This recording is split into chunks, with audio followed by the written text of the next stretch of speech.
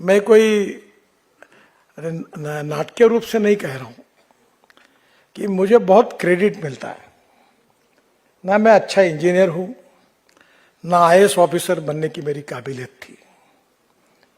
मैं first class में पास होता था, पर जो साल मुझे मैट्रिक में था उसमें मुझे इमरजेंसी लग गई, तो मैं इमरजेंसी के खिलाफ काम में लग गया, तो मेरा परसेंटेज डाउन हो गया। मेरी दोनों बहनें मेरे से बहुत बड़ी थी।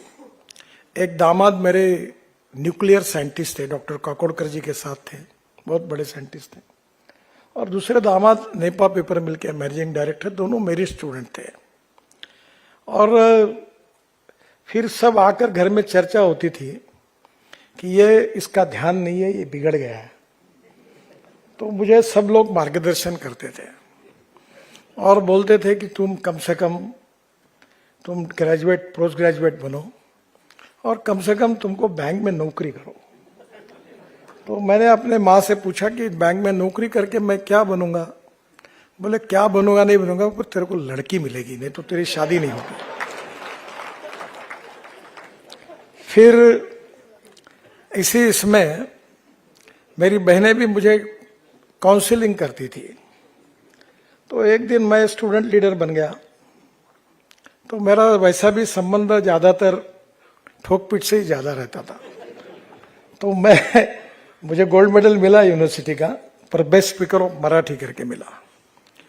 और बाद में मैं जब ये बड़े मुश्किल से जब मैं एमबीए हुआ और जब मैंने कहा माँ को मेरे, क्योंकि मैं एक बहुत बड़े फैमिली से था, तो मेरी फैमिली एक बहुत बड़ी थी, राजा रजवाड़े जैसी बड़ी फैमिली थी। पर मेरे जन्म के बाद वो फैमिली पूरी डाउन हो गई थी।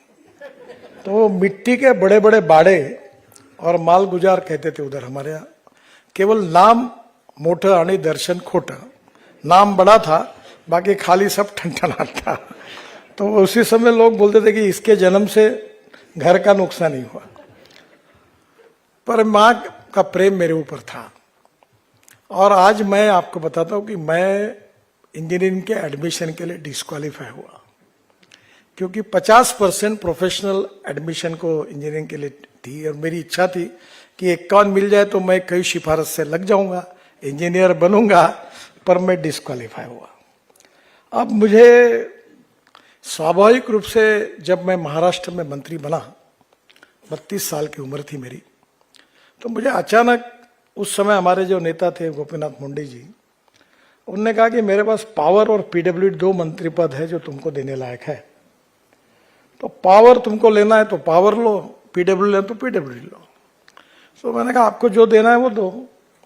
बोले उस समय एनरॉन का एक प्रोजेक्ट था महाराष्ट्र में, उसकी बहुत कंट्रोवर्सी चल रही थी। तो उन्होंने मुझे कहा कि तुम ऐसा करो, ये एनरॉन का बहुत बड़ा लफड़ाई चल रहा है, तो तुम पीडब्ल्यू ले लो। मैं पीडब्ल्यू लेता हूँ। तो मैं पीडब्ल्यू मिनिस्टर बना और तब मुझे ये सिविल इंजीनियरिंग और इंजीनियरिंग से मेरा संबंध आया। अब मैं शायद इस सभागृह में इस मंत्रालय का सबसे सीनियर व्यक्ति हूं, मंत्री करके नहीं, पर मेरा कालावधि ये सब बदलते हुए आए हुए। मैं जब मंत्री बना तब के लोग रिटायर्ड हो गए। उसमें बीएन सिंह थे उस समय पहले, पर अभी सब लोग रिटायर्ड हो गए। और आए हुए हर नर व्यक्ति ने मुझे नया नया ज्ञान दिया, क्योंकि अलग अलग ज्ञान दिए बिना वो विद्वान कैसे होगा। तो अनेक लोगों का ज्ञान ग्रहण करने का अवसर मुझे मिला। अच्छे भाव में बता रहा हूं कि मुझे सीखने के लिए मिला। और आज सही में मुझे बहुत खुशी होती है कि ये जो कुछ आप क्रेडिट मिलता है, जो मुझे हमारे राज्य मंत्री को मिलता है, मैं सही में कहता हूं ये क्रेडिट मेरा नहीं है। मैं 15-20-25 दिन पहले स्पेन में गया था, तो मेरा प्राइवेट टूर था, तो फैमिली मेरे साथ थी। अभी इधर तो पुलिस वाले कमांडो साथ में रहते हैं, तो वहां हम लोग कोई नहीं थे। तो हम स्पेन से उतरकर दुबई में आकर दूसरे इस पर जाने के लिए निकले। तो एक लड़की मेरे पास आई और मैंने कहा प्लीज सर एक फोटो निकालना है। निकाल लो। फिर देखते देखते 2-3 होते होते 70-80 लोगों ने फोटो निकाले। तो मेरे जो घर की पत्नी और सब लोग दूर खड़े थे।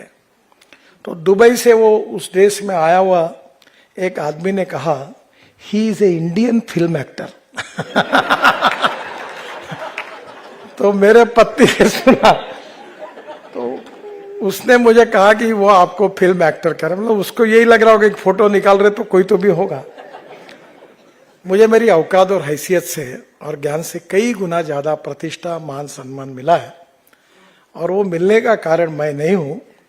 वो जो कुछ मिला है उसका श्रेय यहाँ बैठने वाले कॉन्ट्रैक्टर्स, अधिकारी और आप सब लोगों ने रात दिन मेहनत करके काम किया, उसके लिए मिला है। So this is not my credit. पर क्या होता है कि अच्छे काम का जब क्रेडिट मिलता है तो गड्ढे वाले काम का डिस्क्रेडिट भी मिलता है। अब मैं उसके लिए जिम्मेदार नहीं हूं, पर जब मैं अब जैसा गाय का दूध लेंगे तो गोबर भी उठाना पड़ेगा, दोनों भी है। तो मेरी सोशल मीडिया पे पिटाई भी बहुत होती है। तुम्हारे रोड के एक एक गड्ढे लोग मुझे को रगड़ते रहते हैं, उसके फोटो भेजते रहते हैं। तो कहीं ना कहीं ये बात जरूर है कि जो डिपार्टमेंट में प्रमुख होता है उसको अच्छे काम का क्रेडिट मिलता है, और कुछ कमियां होती है तो डिस्क्रेडिट मिलता है। तो ये स्वाभाविक रूप से है। पर मैं अक्सर अपने सब लोगों को कहता हूं, मुझे इस बात की खुशी है कि मैंने 11 साल में जो कानून में बैठ नहीं सकता ऐसा गलत काम करने के लिए किसी अधिकारी को नहीं कहा। मैं यही कहता रहा कि don't break the law, bend the law up to the last limit of the breaking point. और तुमको अगर फिर लगता है तो इसको करो, नहीं तो मत करो। और मेरा अनुभव अच्छा है कि कभी कभी मैं लोगों को बोल देता हूं कि ये काम नहीं होता, और मेरे घर पे जितने लोग आते हैं तो मैं यस और नो में ही बता देता हूं, फिर से इस काम के लिए मत आओ, ये नहीं होने वाला है। तो कभी ना कभी ये होता है कि जो काम हो सकता है वो करना चाहिए, जो नहीं हो सकता है उसके लिए नहीं बोल देना चाहिए। तो इसका स्वाभाविक रूप से लोगों को भी जानकारी रहती है, और हम सब काम कर भी नहीं सकते। और इसलिए ये जो काम इसका सब इतना बड़ा स्वरूप हुआ है, इतना रेपुटेशन तैयार हुआ है, सबसे अच्छा रेपुटेशन कैपिटल मार्केट का है। मैं बहुत बार अपने मेंबर ऑफ फाइनेंस को बोलता हूं कि तुम मेरे नाम का उपयोग करो। मुंबई के कैपिटल मार्केट में जब मैं महाराष्ट्र में कुछ भी नहीं था, अभी तो NHAI ने तो हजारों मंजिली दीवार बिल्डिंग है, जब कुछ नहीं था तब कैपिटल मार्केट में खूब पैसे हमने इकट्ठा किए। तो मैंने कहा आप चिंता ही मत करो, आप कैपिटल मार्केट में जैसे जाएंगे वैसे पले। कोचिन शिपयार्ड में शिपिंग मंत्री था, और CPM की सरकार थी केरल में, और उसका एक्सपेंशन करना था।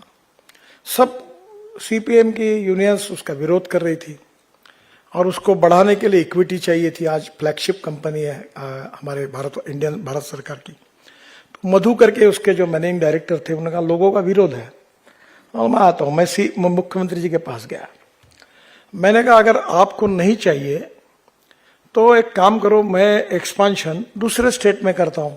नहीं नहीं ऐसा मत करिए। मैंने बोला आप दुबई में, अबू धाबी में यहां से पढ़े लिखे लड़के वहां काम कर रहे हैं, उनको रोजगार मिला है, अब इससे और ज्यादा मिलेगा, आप उसका विरोध क्यों कर रहे हो? फिर वो तैयार हुए, और फिर से एक बार ऐसे ही बॉन्ड में काफी पैसे मिल गए, ओवर सब्सक्राइब हुए। तो आज कैपिटल मार्केट में कोई कमी नहीं है, लोगों का विश्वास है, और इसलिए रिसोर्सेस की कमी नहीं है। एक तो वित्त मंत्री जी ने हमें अच्छा बजट भी दिया है, और बजट के कारण हमारे पास पैसे की कमी नहीं है। और रोड बनाना, ये ज्यादा स्पष्ट मैं बोल नहीं सकता, रोड बनाना तो प्रॉफिट कमाने जैसा है, क्योंकि हम जितने ज्यादा रोड बनाने में अगर नहीं बनाएंगे तो हम NHAI का और मिनिस्ट्री का नुकसान करेंगे। जैसे उदाहरण के लिए मैं बता रहा हूं कि 10 लाख करोड़ के 25,000 किलोमीटर 4 लेन करना है, तो ये 2 लेन पेव शेड्यूलर का टोल अलग है और 4 लेन का अलग है, और लगभग 85 to 90% लैंड एक्विजिशन की जरूरत नहीं है।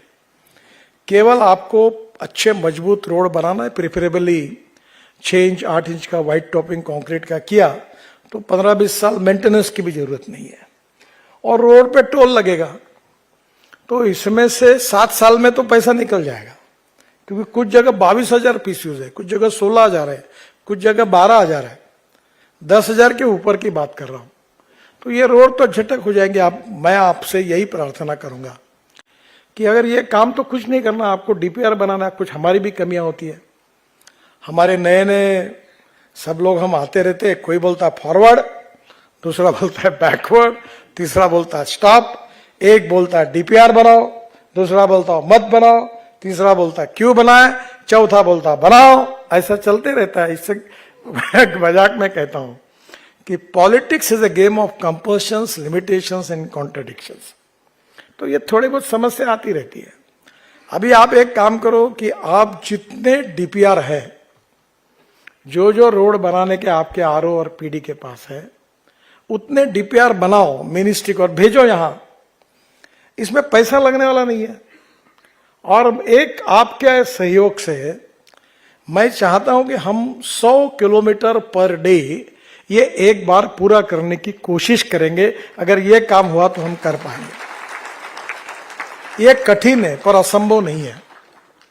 और इसलिए मुझे विश्वास है कि आप सब लोगों ने अगर तय किया तो ये होगा।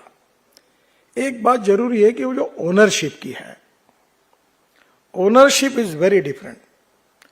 हमारे यहाँ एक लड़का स्कूल में फेल हुआ था, तो उसके माता पिता को बुलाकर हमारे क्लास टीचर ने उसको पूछा उनको कि इसको कुछ आता ही नहीं। बोले तो दिन भर अध्ययन करता ही है, 4-4 घंटे कॉपी लिखता है। तो टीचर को आश्चर्य लगा, 4-4 घंटे कॉपी में लिखते रहता है, ये फेल कैसे हुआ। तो उसका बोलो तुम क्या करते हो, तो बोले मैं स्कूल में रफ में लिखता हूं और घर जाके फेयर करता हूं। ये रफ से फेयर करने वाली कोई उपयोग नहीं। ओनरशिप का मतलब होता है कि आपको लैंड एक्विजिशन करनी है तो कलेक्टर के ऑफिस में जाना चाहिए। मैं बहुत बार ये मिनिस्ट्री के ऑफिसर्स को पूछता हूं कि तुम इन राज्यों के इंचार्ज हो, कभी गए उस राज्यों में, कभी देखे वो रोड? बोले नहीं। फिर यहां बैठ के कागज की खेती करते हो, क्यों नहीं जाते वहां? जब तक आप वहां जाओगे नहीं, आपको प्रश्न ही मालूम नहीं होगा। और इसलिए साइट पर जाना, अभी ये डीपीआर के बारे में सेक्रेटरी साहब ने सही कहा, डीपीआर वाले तो गलत बनाते ही है, पर आरओ और पीडी क्या करते हैं? जब डीपीआर आपको सबमिट होता है तो आप डीपीआर के ऊपर क्यों नहीं देखने के लिए जाते हैं? क्या आप में से कुछ लोग अगर तय करते हैं कि ये डीपीआर मिलने के बाद मैं खुद इसका इंस्पेक्शन करूंगा, तो शायद आपको गलतियां ध्यान में आएगी, और गलतियां हो सकती है। अब मैं मुंबई पुणे एक्सप्रेस हाईवे मैंने बनाया और बाद में ये सेव लाइफ फाउंडेशन ने उसका ये सेफ्टी ऑडिट किया और 70-72 मिस्टेक निकली, जिसमें एक्सीडेंट होकर हजारों लोग मर गए। तो उन्होंने मुझे प्रेजेंटेशन दिया, महाराष्ट्र सरकार ने भी मुझे कहा कि ऐसा ऐसा इसमें है। तो मैंने उनको कहा कि बिल्कुल सही बात है, रोड बनाते समय अगर ये बातें अगर हम ध्यान में रखते तो शायद ये मिस्टेक्स नहीं होती, हमसे गलती हुई, पर उसको स्वीकार करें। देखिए, if the mistakes are bona fide forgive them, if the mistakes are mala fide उसको टॉलरेट मत करिए। मेरी टॉलरेंस लेवल बहुत ज्यादा है और अब मुझे लग रहा है 11 साल का मेरा निगेटिव पॉइंट है। मेरे खिलाफ जो चुनाव लड़ते हैं वो भी मेरे घर पर आके नाश्ता करते हैं और बोलते हमारे पोस्टर नहीं छपे, देने रहे पैसे नहीं, तुम दे दो। तो मैंने उनको भी दिए थे पैसे। अब प्रॉब्लम ये हुआ कि वो भी खुश है, तो मैं मेरे कॉन्स्टिट्यूंसी सब पार्टी का नेता हूं, क्योंकि जो मेरे खिलाफ लड़ता वो भी आता ही है मेरे पास अपने काम के लिए, उसके लड़के के काम के लिए आते हैं, परिवार, मैं सबके काम करता हूं। पर एक बात मुझे अब ध्यान में आई है कि सांप जो होता है ना बड़ा विषारी होता है, पर वो डसता नहीं तब तक उसका महत्व नहीं, और जिस दिन वो सीधा चलता है तो लोग काठी से उसको बदलते हैं। तो अब कॉन्ट्रैक्टर और अधिकारियों को, अब मेरी 11 साल की मानसिकता ऐसी बनी है कि जो अच्छे काम कर रहे हैं उनको अवार्ड दो और जो गलत काम कर रहे हैं उनकी ठुकाई करो। और मेरा एजेंडा साफ है। मैं सेक्रेटरी को हर बार बोलता हूँ, पीएम साहब हमको पूछते हैं, उन्होंने बोला कि आप कितने लोगों को मैंडेटरी रिटायर किया? हम नहीं किया। तो 2% का टारगेट तो रखो साहब, करो छुट्टी, मिलेगी पेंशन उनको। हो गया अब तक कुछ काम ही नहीं करते और आए मुश्किल से। तो महाराष्ट्र में मेरे एक डिप्यूटी सेक्रेटरी थे, वो आने के बाद मैंने एक बार उनको हाथ जोड़कर कहा कि मैं तुमको एक प्रार्थना करता हूं। बोले साहब बताइए, आप जो बोले वो आदेश का मैं पालन करूंगा। मैंने बोला कल से ऑफिस में मत आइए, मैं तुम्हारी प्रेजेंट भी लगा दूंगा, तुमको तनख्वाह भी मिलेगा, पर तुम यहां आके रोज चलते गाड़ी में खिला ठोक कर पंक्चर करने का काम मत करो, तुम मत आओ यहां। कुछ लोग बड़े अच्छे होते हैं, ईमानदार होते हैं, इंटीग्रिटी के होते हैं, तो उनका एटीट्यूड निगेटिव होता है। हमें लोगों का, we are facilitator, we are quality conscious, हमें गलत काम करने वालों को ठोकना ही है, पर अच्छे काम कर रहे हो उसकी समस्या तो आप समझो। ये कौन सा न्याय है कि when there is a dispute between two parties, how one party be a जज? ये तो मुझे आज तक इस मिनिस्ट्री में समझ में नहीं आया कि जो जिसके खिलाफ डिस्प्यूट है वही जज बन जाता है। अब मेरे को ध्यान में है कि सबसे पहला अभी पकड़ना है तो एनएचआई के लॉ ऑफिसर को पकड़ना है। अभी मैं आने वाला हूं एनएचआई में, और मैं उनको पूछने वाला हूं कि 10 साल में एनएचआई के खिलाफ जो हाईकोर्ट में और सुप्रीम कोर्ट में जितने जजमेंट लगे हैं, वो जजमेंट विरोध में जाने के लिए कौन कौन अधिकारी जिम्मेदार है, उसका मुझे केस टू केस रिपोर्ट चाहिए। उन्होंने अभी तक ये नहीं किया होगा, वही गलती बार बार कर रहे हैं। फिर हमको पिटाई हो रही सुप्रीम कोर्ट में, ब्याज लग रहा है। अब 2 लाख केसेस हमारी लैंड एक्विजिशन की अभी तक पेंडिंग पड़ी हुई है। We need to find out some option कि जिसके कारण हम इसका कुछ, हमारे हाथ में कुछ नहीं है। और कभी कभी बड़ा अच्छा होता है, अभी एक सीआरएफ में केसेस हुई तो लोग भी, आप भी लोग, जैसे हम राजनीति में होशियार है तो आप भी होशियार है, आप क्या करते हैं, स्टेट गवर्नमेंट को काम दे देते हैं। अब स्टेट गवर्नमेंट को काम देने के बाद वो काम खराब होता है तो आपका उत्तर बहुत लीगल, लॉजिकल, इथिकल, बड़ा सुंदर उत्तर होता है, सर ये काम हमारा नहीं है, हमने स्टेट गवर्नमेंट को दिया है। अरे भाई, तुम्हारे 100% पैसे लग के अगर काम हुआ और उनने खराब किया है तो तुम जिम्मेदार हो। तुम पैसे देते हो तो काम अच्छा हुआ कि नहीं हुआ तुम क्यों नहीं देखते? तो बहुत सी बातों में अभी हमें क्वालिटी के बारे में कॉम्प्रोमाइज नहीं करना चाहिए। दूसरी बात, मैं मेरा थोड़ा सा एजेंडा संक्षिप्त में आपको बता दूं, क्योंकि मुझे भी मौका नहीं मिलेगा आपको मिलने के लिए। ये जो सीओएस और ईओटी, इसकी कहानी बहुत पुरानी है, 11 साल में देख रहा हूं। मेरी मीटिंग लगती है तो 2-2 दिन में, 24 घंटे में हो जाता है सब, और जब तक मीटिंग नहीं लगती प्रपोजल नहीं आते, क्योंकि इसके लिए पहले इंडिपेंडेंट इंजीनियर, मैंने उसका नाम डिपेंडेंट इंजीनियर रखा है। ये तो ऐसा कैडर मैंने कहीं जिंदगी में देखा नहीं। वो एनएचआई के छोटे से ऑफिसर के चेहरे की तरफ देख के बात करता है, जैसे पेरोल पर है उनके। I am sorry.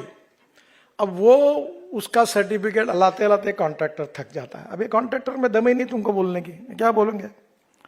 अगर कोई कॉन्ट्रैक्टर मेरे खिलाफ, मेरे पास अगर तुम्हारी तकरार लेके आते हैं, तुम मन में तय कर, मिनिस्टर के पास जाते हो क्या? दिखाता हूं।